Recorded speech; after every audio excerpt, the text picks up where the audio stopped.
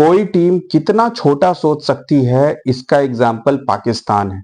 पाकिस्तान इस tri nation series victory को इस तरीके से सेलिब्रेट कर रहा है मानो उन्होंने कोई बहुत बड़ा रिकॉर्ड बना दिया हो।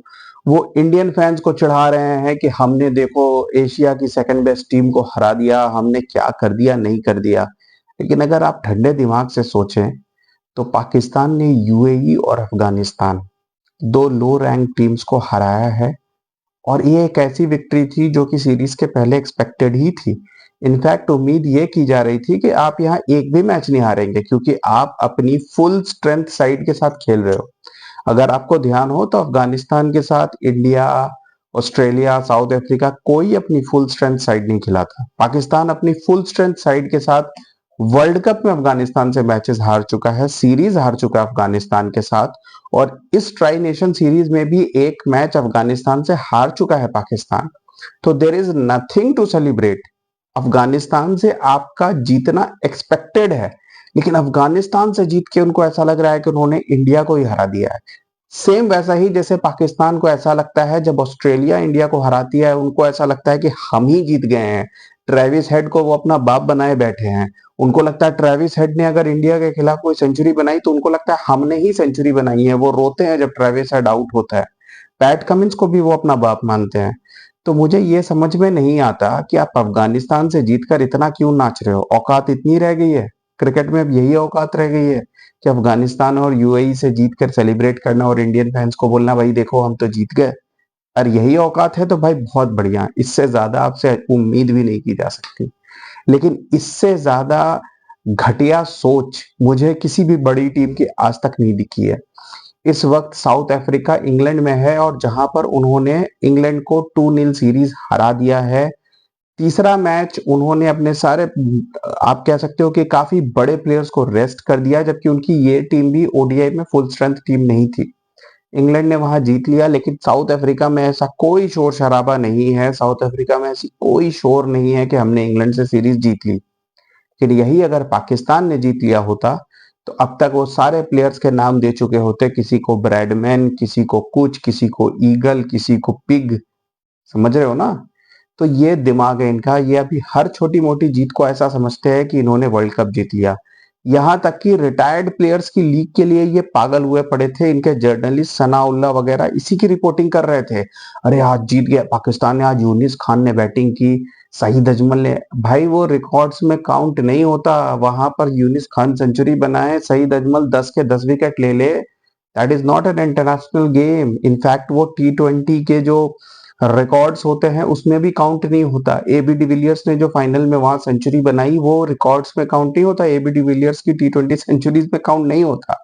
लेकिन पाकिस्तान इस वक्त इतना ही बड़ा सोच पाता है कि रिटायर्ड प्लेयर्स की लीग हम जीत जाएं, संडे हमारा हो गया, संडे जीत गए पड़ोसियों, हमने अफगानिस्तान को हरा दिया है पड़ोसियों, हम बांग्लादेश से जीत गए हैं पड़ोसियों। ये है उनकी अभी सेलिब्रेशन की लेवल।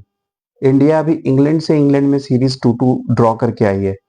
इंडिया अभी फरवरी मार्च में पाकिस्तान में चैंपियंस ट्रॉफी जीत के आई है यूएई में, जो कि एक आईसीसी टूर्नामेंट है। वो बात अब कोई बात भी नहीं करता कोई इंडियन उस चीज की, क्योंकि वो भूल गए हैं। वो एक्सपेक्ट कर रहे थे कि अब जीत जाएंगे और जीत गए, पाकिस्तान को भी हराया। लेकिन पाकिस्तान आज तक, हमने 2017 में याद है ना एक बार हराया था इंडिया को, 2021 में याद है ना। तो ये अभी तक वही बातें करते हैं। ये मैच वो जीत गए, नवाज ने 5 विकेट लिए, हैट्रिक ली, ठीक है भाई, लेकिन लिया क्या, अफगानिस्तान के खिलाफ ही लिया ना।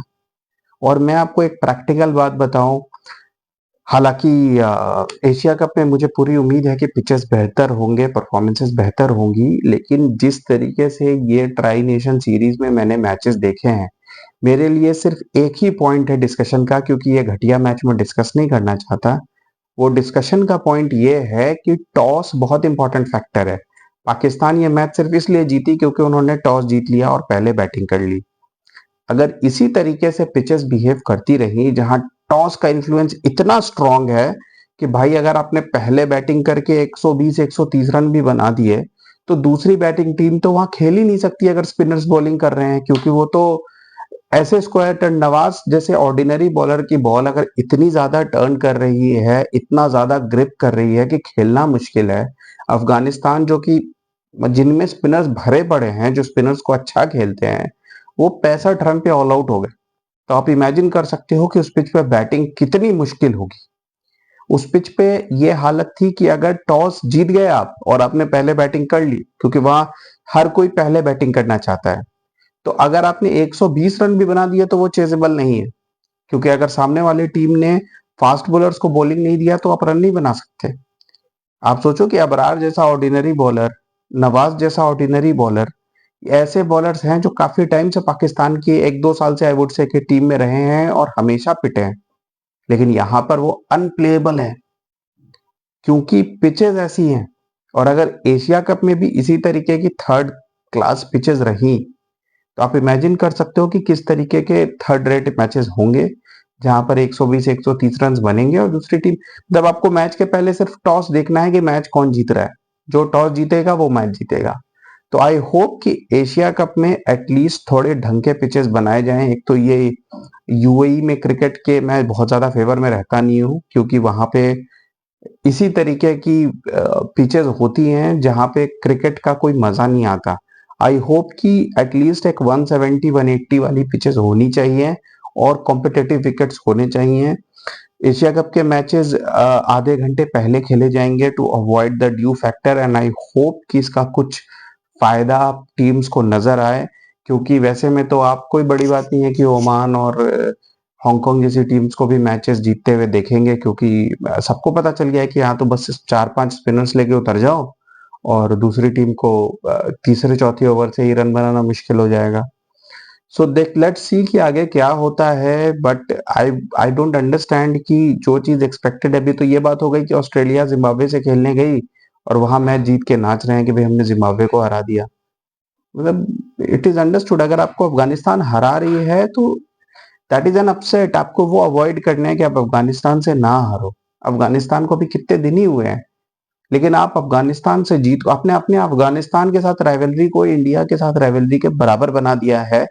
तो इसमें आप नीचे आते जा रहे हो, आपकी क्रिकेट इतनी नीचे आ चुकी है कि अब आपके लिए ये बहुत बड़े मैचेस हैं, क्योंकि फैक्चुअली आप बांग्लादेश और अफगानिस्तान से हारते रहे हो पिछले, अगर 2-3 साल के रिकॉर्ड दिखाए जाएं तो आई वुड से कि शायद बांग्लादेश ने भी पाकिस्तान को टेस्ट सीरीज T20 सीरीज दोनों हराई है, अफगानिस्तान ने ओडीआई T20 दोनों हराया है। तो आपके लिए अब यही लेवल रह गया है, कल को आप आयरलैंड से जीत के सेलिब्रेट करोगे और इंडिया को पिंग करोगे कि भाई हमने कैसा रहा पड़ोसियों, हमने तो आयरलैंड को हरा दिया, हम बहुत बड़े टीम हो गए हैं आजकल, क्योंकि तो आयरलैंड से भी हार गए थे ना। तो लेट्स सी कि आगे जाकर ये किस तरीके की परफॉर्मेंस देते हैं एशिया कप में। लेकिन निहायत ही घटिया हरकत है अभी जिस तरीके का नाच गाना चल रहा है ये अफगानिस्तान के साथ।